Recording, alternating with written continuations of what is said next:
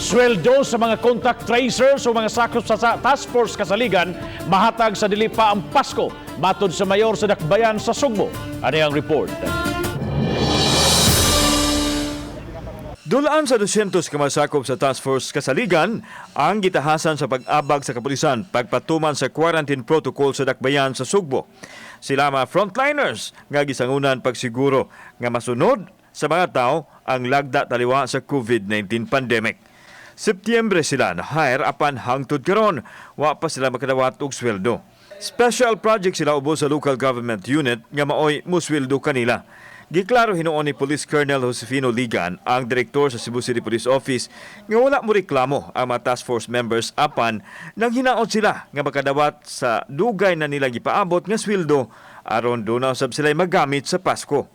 Tingob hinuon ang ilang madawat inig-abot sa tukmang panahon. Hopefully,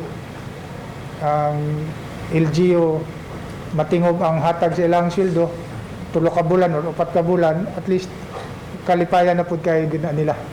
Kay dugay na pud na nila gitinguha nga masilduhan sila. Samtang gipadayag ni Mayor Edgardo Labella nga giproseso na ang sweldo sa mga nagserbisyo. Sa yun ini, nireklamo sa GMA Regional TV Balitang Bisdak ang mga contact tracers nga wa pa sila masweldohi. Sugad Agosto, apil na ang ilang hazard pay. Gipadali sa mayor ang pagproseso nini aron mahatag sa dili pa ang Pasko. Hinaut unta nga human ang or first or second week of December mahatag na. Atong paningkamutan. Oh, of course, should be before Christmas. Kay magamit taon ni nila. Kauban si Marlon Melgaso. Ako si Alan Domingo. Balitang Bisdak.